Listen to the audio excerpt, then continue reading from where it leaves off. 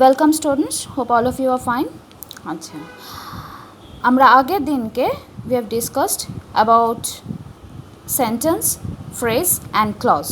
Okay, today we are going to discuss about their types. Okay, now types of clauses.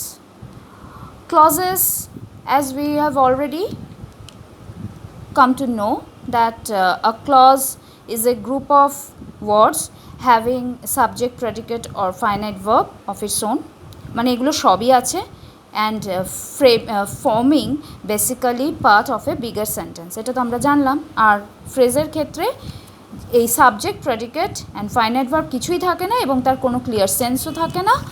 এটা শুধুমাত্র একটা বড় বাক্যের অংশ হিসেবে ফ্রেজ ইউজ হয়, আর ক্লজও হচ্ছে বাক্যের একটা অংশ হিসেবে, সেন্টেন্স উইদিন এ সেন্টেন্স হিসেবে ব্যবহার হয়। এটা অবধি ঠিক আছে? I hope all of you have understood. Okay, now types of clauses. There are three main types of clauses. Okay, what are these now? Principal or main clause, number one. Number two is subordinate or dependent clause. These subordinate or dependent clauses are further subdivided into three more clauses, and the last one is coordinate clause. Okay, তাহলে কি বললাম? Principal or main clause, subordinate or dependent clause and coordinate clause. Okay, now the subordinate or dependent clauses are further subdivided into three, that is noun subordinate clause, adjective subordinate clause and adverbial subordinate clause. Okay, later we will discuss in detail. Now the types of phrases. How many types of phrases are there? There are 6 main types of phrases, and now these 6 types of phrases are noun phrase, adjective phrase, adverb phrase, prepositional phrase, conjunctional phrase and interjectional phrase. But there are some grammarians who consider the phrasal verbs. All of we know about the phrasal verbs. These phrasal verbs are also regarded as verbal phrase.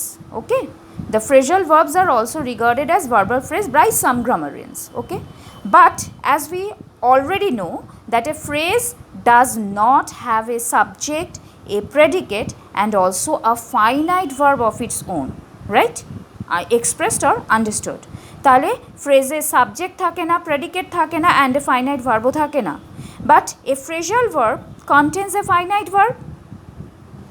তো সেই জন্যে যেহেতু phrasal verb এটা mainly finite ভার্বকে indicate করে, তো সেই জন্যে phrasal verb contains a finite verb, so some other grammarians oppose the term verbal phrase for phrasal verbs. Okay, we will discuss it later. Now at first we will discuss about the clauses. Okay, the three main clauses, that is the principal clause. What is a principal clause?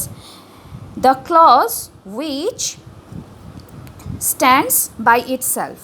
Okay, the clause which stands by itself and on which other clauses depends, right? তার মানে যে সমস্ত ক্লজগুলো নিজেরা একাই দাঁড়াতে পারে, stands by itself, মানে এদের নিজস্ব একটা অর্থ আছে, এরা complete sense, clear and complete sense এরা নিজেরাই ক্লিয়ার করে বলে, এক্সপ্রেস করতে পারে, and on which other clause depends. Okay, এবং এগুলোর ওপরে অন্য কোনো ক্লজ আরও ডিপেন্ড করে, right?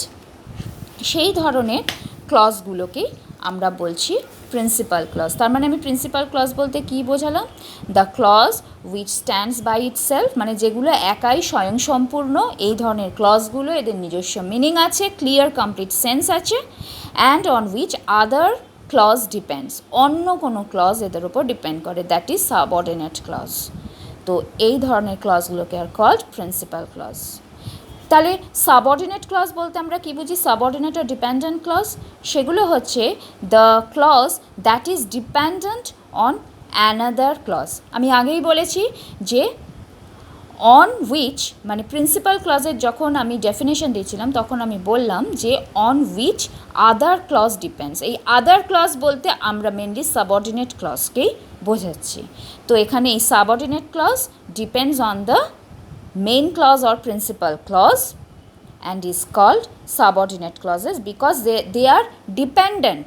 Subordinate clauses are also called dependent clauses because they are dependent on the principal or main clause, and since main clause, principal clauses or main clauses are basically independent clauses, they are free, they can be expressed without the help of any other clauses, so they are called principal clauses or main clauses. Now to understand this well, we may take some examples. Okay, as he is ill he cannot come. ওকে, যদি আমি বলি যে যেহেতু সে অসুস্থ ছিল, অসুস্থ তাই জন্য সে আসতে পারবে না। This is the boy who did ইট। এই হলো সেই ছেলে যেই কাজটা করেছে। In this above cases the circle parts, দেখো এখানে আমি সবগুলোতে অগেন আবার করে সার্কেল করেছি। ওকে, সেই সার্কেল পার্টসগুলো as he is ill and who did it. Okay, আমরা এরকম দেখছি দুটো পার্ট, এই দুটো পার্টকেই আগের পেজে আমি সার্কেল করে রেখেছি। They cannot stand on their own as they have to depend on other clauses to complete their meaning. Again আমি বলছি, subordinate clauses cannot stand alone, cannot stand on their own, they have to depend on others, other clauses, right? So এই জন্যেই এগুলোকে বলা হয় dependent clause. এবং এই যে সার্কেলড পার্টগুলো, as he is ill, what is the meaning of as he is ill? যেহেতু সে অসুস্থ, তারপরে একটা নিশ্চয়ই কিছু আছে, উই ক্যান এক্সপেক্ট ইট, কিন্তু সেটা কি? যতক্ষণ না আমি বলছি হি ক্যান নট কাম, ততক্ষণ অবধি আমার কমপ্লিট সেন্টেন্সের মিনিংটা ক্লিয়ার হচ্ছে না, এবং এটা আমার কাছে একটা অসম্পূর্ণ বাক্য হিসেবে পরিণত হচ্ছে যতক্ষণ আমি বলছি as he is ill. Similarly who did it is also another part. Who did it, যে এটা করেছে, যে এটা করেছে নিশ্চিতভাবে তার আগে কিছু একটা বসবে, তারপরে কিছু একটা বসবে, something is expected to complete the sense. Okay, so this is the boy, এই হচ্ছে সেই ছেলে যেই কাজটা করেছে। ওকে, তো এইখানে এই হু ডিড ইট পার্টটাও without this is the boy এই পার্টটা ছাড়া এটা কমপ্লিট হচ্ছে না। তো এই জন্যে এই সার্কেলড দুটো part basically they are also the bigger, they are also the part of the bigger sentence, but they have a subject, a predicate and a finite verb understood or expressed, যেটা আমি বলেছি, but এখানে এগুলো সবই understood নয়, expressed আছে। Did expressed finite verb, is expressed finite verb. Okay, মানে এগুলো স্পষ্টভাবে ব্যাখ্যা বলে দেওয়া আছে। হি ইজ, এটা ফাইনাইট ভার্ব। হু ডিড, এটা ফাইনাইট ভার্ব এক্সপ্রেস করা হয়েছে। তো এইগুলো হয়ে গেল আমার সেজন্যে subordinate or dependent clause which are dependent on the main clause. That is, in the first case as he is ill, the main clause is he cannot come. He cannot come, can stand alone, and it is independent, so it is the main clause. And again, this is the boy, it cannot, it can also stand on its own without depending on this circled part. Okay, so this is the boy is also the main or principal clause. Okay, I hope it's quite clear to you. Now again, the rest of the parts of the two sentences আমি যেভাবে বললাম, he cannot come and this is the boy can stand alone, তাহলে এই যে জিনিসগুলো আমি বললাম, তাহলে এইগুলো হচ্ছে principal, main or independent clause। আর আগেরটা আমি কি বলেছিলাম, ওই টু সার্কেল ক্লজেস, সাবঅর্ডিনেট or dependent clause. I hope it's clear. Now, there is one more important thing to consider. The important point to be noted is that as a clause is a part of a bigger sentence. Okay, আমি বলেছি clause একটা bigger sentence এর part, hence all kind of clauses have a subject and a predicate and a finite verb, each of their own. প্রত্যেক কটা ক্ষেত্রে, প্রত্যেক কটা ক্লজের একটা নিজস্ব সাবজেক্ট থাকে, একটা নিজস্ব প্রেডিকেট থাকে, অ্যান্ড নিজস্ব ফাইনাইট ভার্ব থাকে। সেটা এক্সপ্রেসড হতে পারে, আন্ডারস্টুড হতে পারে, যাই হোক, সরাসরি বলাও থাকতে পারে বা আমাদের বুঝে নিতে হতে পারে। Again, in a sentence there may be 1, 2 or more clauses. Okay, তাহলে একটা বড় সেন্টেন্সে যখন একটা ক্লজ থাকছে, ক্লজ সেন্টেন্সের পার্ট, তার সাবজেক্ট থাকে, প্রেডিকেট থাকে, ফাইনাইট ভার্বও থাকে, কিন্তু এখন আমার প্রশ্ন হচ্ছে কি করে আমি বুঝবো যে একটা সেন্টেন্সে কতগুলো ক্লজ আছে, how many clauses are there, how to find it. তাহলে আমার কোয়েশ্চেনটা কি, how to find the number of clauses in a sentence. Finite verb here. We have to look at the finite verb. Okay? The finite verb is the main indication of a clause. Finite verb হচ্ছে actually indicator of a clause and it indicates, that is, every clause must have a finite verb and the number of finite verbs in a sentence.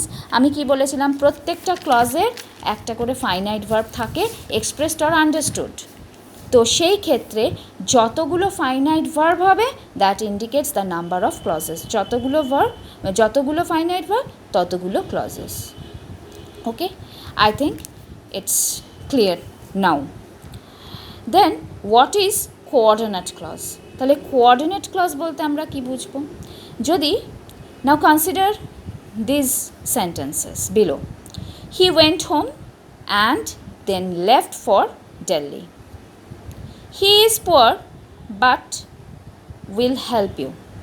ওকে, এইখানে আমরা দেখছি যে আমি দুটো জায়গা circle করেছি, দুটো ওয়ার্ড, অ্যান্ড আর বাট।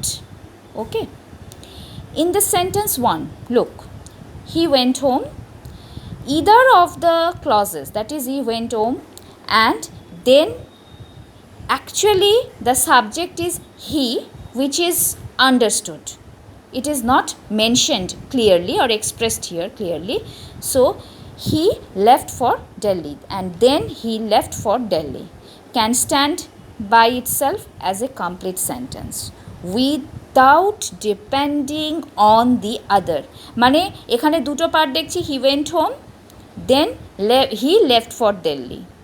এই দুটো পার্ট যদি দুটো আলাদা আলাদা সেন্টেন্স ধরি এবং এদেরকে জয়েন করছে অ্যান্ড, কিন্তু এই অ্যান্ডকে বাদ দিলে আমরা হি ওয়েন্ট হোমের পরে একটা ফুল স্টপ দিলে আর দেন হি লেফট ফর দিল্লি একটা ফুল স্টপ দিতেই পারি। অ্যাগেন হি ইজ পুয়ার বলে একটা ফুল স্টপ দিয়ে দিলাম।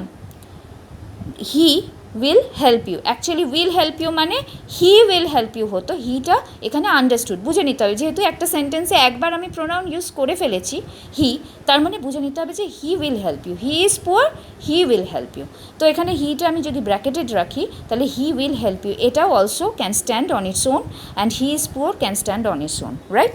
তাহলে এবং এখানে ফার্স্ট ক্ষেত্রে আমি দেখছি একটা কোঅর্ডিনেটিং কনজাংশন ফার্স্ট সেন্টেন্সে অ্যান্ড ইউজ হয়েছে, and in the second sentence the other coordinating conjunction is but which is used.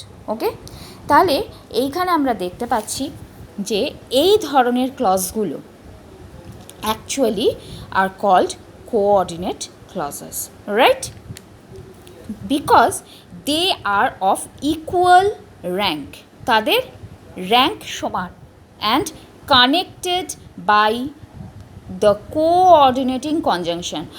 We all know about the conjunction as a part of speech and its different types. Coordinating conjunction is another type of conjunction, right, which are used mainly in coordinating clauses, right? তো এখানে coordinating conjunction basically coordinating clause হিসেবে ক্লজের জন্য ব্যবহার হয়। এখানে এই ধরনের ক্লজগুলোকে বলা হয় কোঅর্ডিনেট ক্লজেস। তাহলে in short, what is the definition of coordinate clauses? A coordinate clause is of the same rank as another. এটা একটা কোঅর্ডিনেট ক্লজ ছিল অ্যান্ড এটা আরেকটা কোঅর্ডিনেট ক্লজ, দুটো যোগ হচ্ছে, মানে দুটোই অ্যাকচুয়ালি সেম র্যাঙ্কের। সেই সেম র্যাঙ্কের ক্লজগুলো ইদার প্রিন্সিপাল ক্লজ হতে পারে অর মেন ক্লজ হতে অর সাবঅর্ডিনেট ক্লজ হতে পারে, সরি।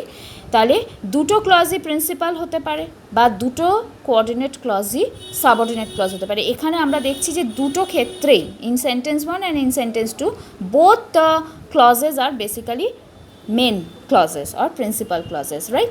তো দুটো সেন্টেন্সই, যেখানে একটা সেন্টেন্স মেন ক্লজ হবে সেখানে আরেকটা সেন্টেন্সও মেন ক্লজই হবে কোঅর্ডিনেট ক্লজের ক্ষেত্রে, এবং কোঅর্ডিনেট কনজাংশন দ্বারা এদেরকে যোগ করা যায়। So a coordinate clause is of the same rank as another and is connected by a coordinating conjunction with the latter. Okay, আগেরটার সঙ্গে পরেরটা বা পরেরটার সঙ্গে আগেরটা কোঅর্ডিনেটিং কনজাংশন দ্বারা যুক্ত থাকে, coordinating clause. Thus a clause may be coordinate with a main clause or with a subordinate clause. Okay, a clause may coordinate with a main clause or with a subordinate clause. Okay, now coordinating clauses are connected with each other by coordinating conjunctions. What are these? And, but, or. These are all basically coordinating conjunctions, and some more are yet, not only, but also, again, either or, neither nor, therefore, etc. Okay, now these are all coordinating conjunctions used in the coordinate clauses. Okay, thank you. আজ এই অবধি থাকলো, আশা করি তোমাদের কাছে এগুলো clear হয়েছে। And if there is any question, please comment and watch this video. Thank you.